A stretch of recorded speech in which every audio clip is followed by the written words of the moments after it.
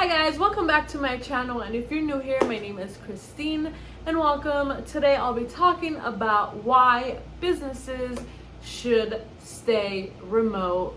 So let's get into it. So as we all know, things have been different since 2020, since the pandemic. So a lot of companies have transformed to working remotely. So the first reason is going to be if they've been able to work remotely and do their job perfectly fine in the last 2 years, then what the heck is the point of sending them back to the office if they're still doing their job, they're still getting things done? Because if you can do your work on a computer in an office, you can do your work on a computer at home. There are a lot of different things though by laws. I know that, like, for example, like if you're using your own cell phone to call people, you get phone reimbursement. So it also, everything just depends on the laws, on the companies, yada yada. So obviously, if you can do it, if you've been able to do it for 2 years, you can still continue doing it. So I don't know why they're still sending people back. Like, what's the point, really?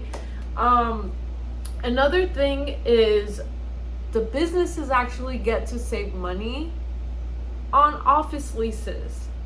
Like, I've seen companies pay thousands of dollars, and I don't mean like $2,000-3,000 a month. I mean $70,000 to $100,000 a month just for an office rent.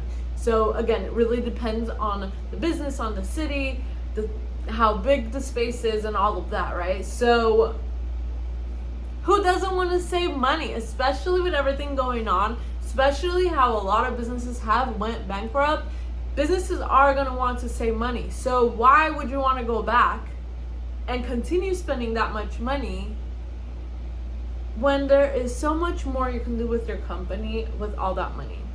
So again, you have to take into consideration, are the jobs getting done just how they would have been getting done regardless of where they are? So if they're getting done whatever would have gotten done in the office at home, then save your money.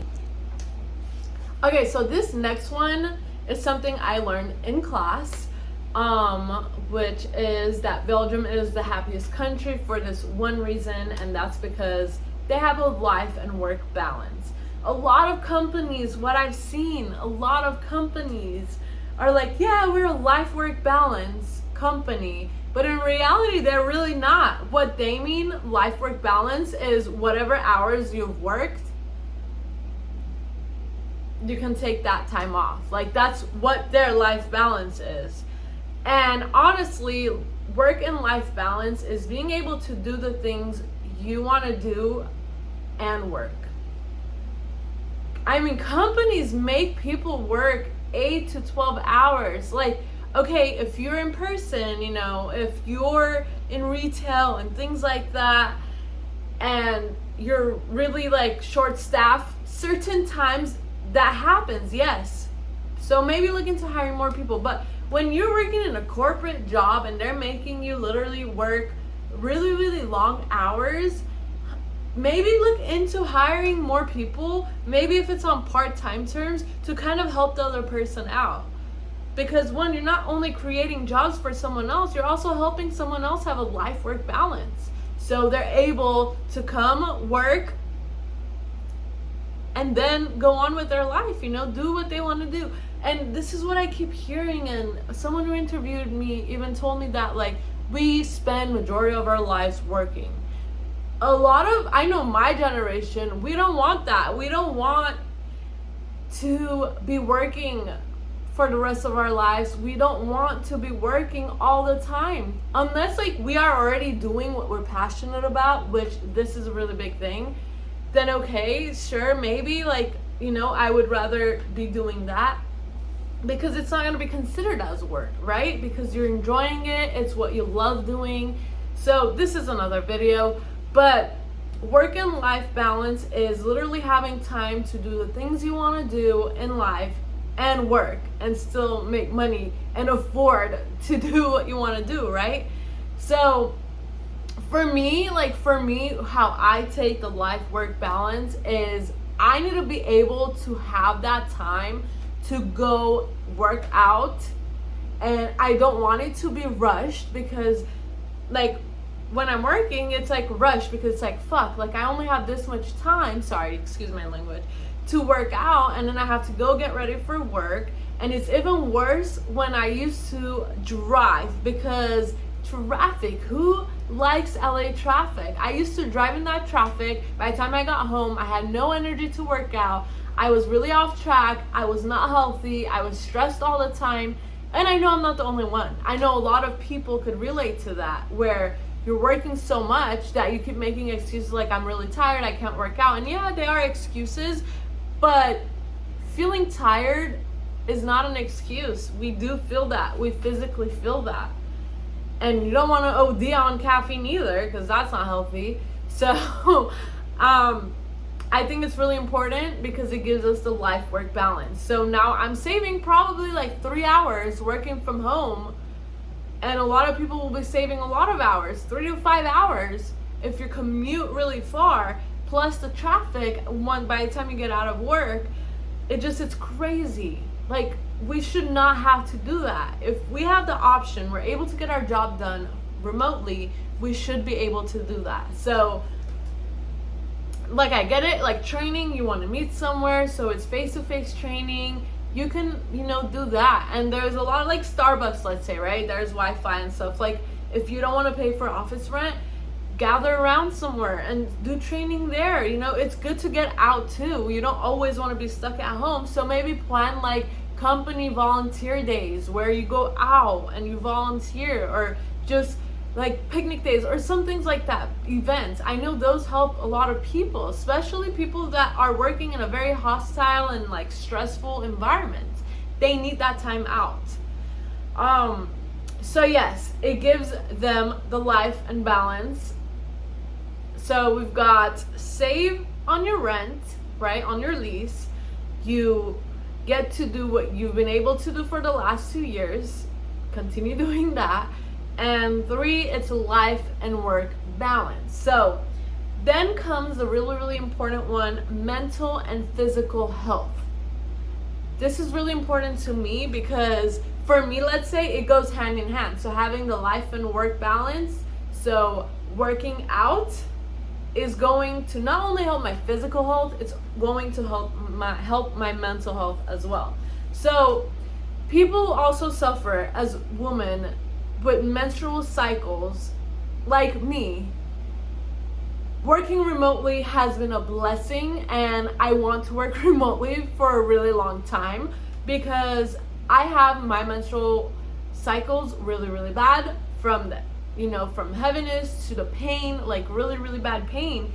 And I'm not even gonna lie, I have to use the restroom every 30 minutes to an hour. And when I was working, I would always have to take breaks or like go to my locker or go grab my purse and go to the bathroom to take care of business.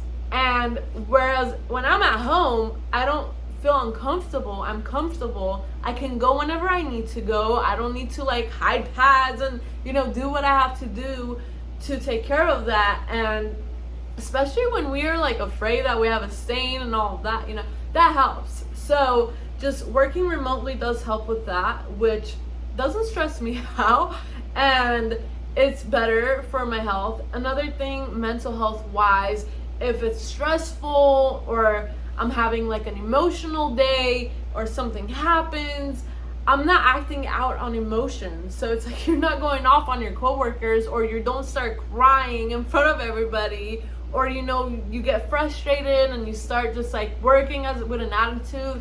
No, it gives us, a lot of people, the chance to kind of step away from the computer, just take a breather, take like 2 minutes to meditate, do what you gotta do to calm down, to not stress, and to get back to work. So it helps our mental and physical health, but it also helps our work ethic. A lot of companies don't realize that. And obviously the CEO and the board, they make decisions, but they're not really the ones on the field. They're not really the ones working, right? So they don't really probably understand a lot of the time. So that also helps with people's work ethic, because if they're not stressed, if they have that life-work balance, they are more likely to improve their work ethics. They are more likely to work better. Now, how many people have realized that? And I think that's mostly it. Like, those are really, really important aspects that people and companies and CEOs, board members, they don't take that into consideration. Let me bring in this talk. Not a lot of people are gonna like it, but now in the last 2 years, a lot of companies have changed things up, right? Requiring you to get the or they don't require you, or they require you to do this and that. First off, it is a medical decision. So forcing that onto your employees, I don't see that it's right. So if they've been working remotely and they don't want to do that, you shouldn't have to let them go. Just keep them remote. If they've been working remotely, they can continue working remotely. Like, that should be an option. Businesses and companies need to be able to accommodate. And if someone is not doing anything wrong, morally wrong or ethically wrong, like based off, the things you have on for your company, your rules or whatever you want to call them, and they're doing a great, fantastic job, why would you want to cause all this conflict? Why would you want to lose someone who's doing a really good job at their job? Like, we're already in a very, very stressful time right now. So, yeah. Anyways, if you're a business or your company and you're watching this, I hope this changes your mind if you've been very not sure, like you're not sure what you want to do. Please take this into consideration, because I know I'm not the only one.